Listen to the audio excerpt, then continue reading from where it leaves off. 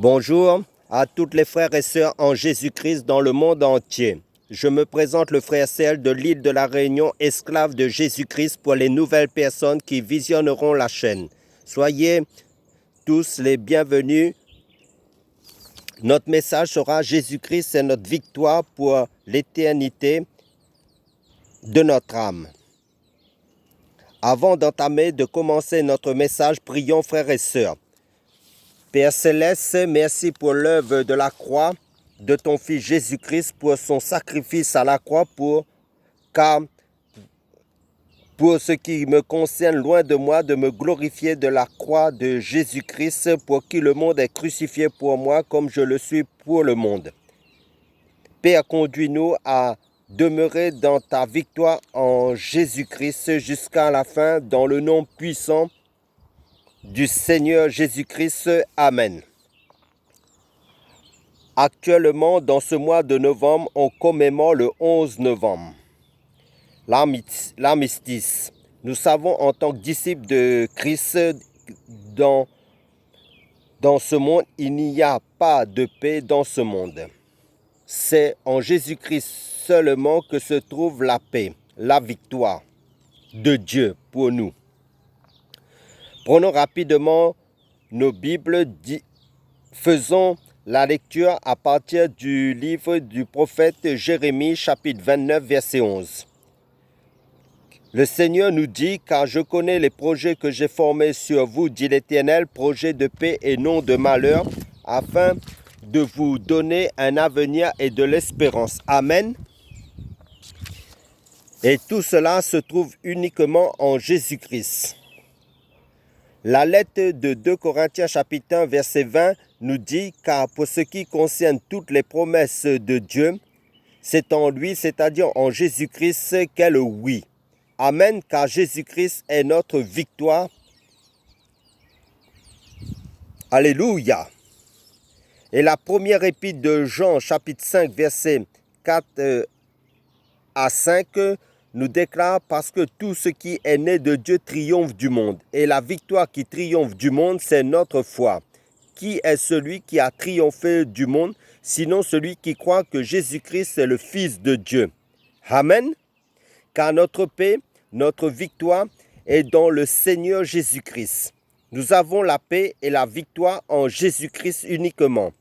Car la première épître de Jean chapitre 3 verset 8 nous déclare, le Fils de Dieu, c'est-à-dire Jésus-Christ, a apparu afin de détruire les œuvres du diable. Amen. Il a effacé l'acte dont les ordonnances nous condamnaient et qui subsistait contre nous, et il l'a détruit en le clouant à la croix. Il a dépouillé les dominations, les autorités, les a livrées publiquement en spectacle en triomphant d'elles par la croix. Amen. Car tous ont péché et sont privés de la gloire de Dieu, et ils sont gratuitement justifiés par sa grâce, par le moyen de la rédemption qui est en Jésus-Christ. Alléluia! Merci Père Céleste pour ton cadeau en ton Fils Jésus-Christ qui est notre victoire, qui est notre paix. Car Dieu a tant aimé le monde qu'il a donné son Fils unique afin que quiconque croit en Jésus-Christ ne périsse point en enfer, mais qu'il ait la vie éternelle. Mais lorsque les temps ont été accomplis, Dieu a envoyé son Fils né d'une femme née sous la loi, afin qu'il rachetât ceux qui étaient sous la loi, afin que nous reçussions l'adoption. Et parce que vous êtes fils, Dieu a envoyé dans nos cœurs l'esprit de son Fils, lequel crie « Abba, Père ». Ainsi tu n'es plus esclave, mais fils. Et si tu es fils, tu es aussi héritier de Dieu par Christ. Alléluia. Jésus-Christ, notre victoire, notre paix. Rendez grâce au Père qui nous a rendus capables d'avoir part à l'héritage des saints dans la lumière, qui nous a délivrés de la puissance des ténèbres et nous a transportés dans le royaume du Fils de son amour, en qui nous avons la rédemption par son sang, la rémission des péchés. Alléluia. Quelle grâce de Dieu! Que personne donc ne mette sa gloire dans les hommes, car tout est à vous, soit le monde, soit la vie, soit la mort, soit les choses présentes, soit les choses à venir. Tout est à vous. Et vous êtes à Christ, et Christ est à Dieu. Alléluia! Quelle promesse! nous déclare l'apôtre Paul, animé du Saint-Esprit, dans la première lettre aux Corinthiens, chapitre 3, versets 21 à 23. C'est de lui, c'est-à-dire de Jésus-Christ, par lui et pour lui que sont toutes choses. À lui la gloire dans tous les siècles. Amen. Et si tu passes actuellement par les épreuves, par des combats dans ta marche spirituelle en Christ, écoute ce que le Seigneur te dit, mon frère ou ma sœur. D'après la lettre aux Romains, chapitre 8, versets 28 à 29. Versets 28 à 39. Nous savons du reste que toute chose concourt au bien de ceux qui aiment Dieu, de ceux qui sont appelés selon son dessein. Car ceux qu'il a connus d'avance, il les a aussi prédestinés à être semblables à l'image de son Fils, afin que son Fils fût le premier-né entre plusieurs frères. Et ceux qu'il a prédestinés, il les a aussi appelés. Et ceux qu'il a appelés, il les a aussi justifiés. Et ceux qu'il a justifiés, il les a aussi glorifiés. Que dirons-nous donc à l'égard de ces choses? Si Dieu est pour nous, qui sera contre nous? Lui qui n'a point épargné son propre Fils, mais qui l'a livré pour nous tous, comment ne nous donnera-t-il pas aussi toutes choses avec lui? Qui accusera les élus de Dieu? C'est Dieu qui justifie. Qui les condamnera? Christ est mort. Bien plus, il est ressuscité. Il est à la droite de Dieu et il intercède pour nous. Qui nous séparera de l'amour de Christ? Sera-ce la tribulation ou l'angoisse ou la persécution ou la faim ou la nudité ou le péril ou l'épée? Selon qu'il est écrit, c'est à cause de toi qu'on nous met à mort tout le jour, qu'on nous regarde comme des brebis destinées à la boucherie. Mais dans toutes ces choses, nous sommes plus que vainqueurs par celui qui nous a aimés.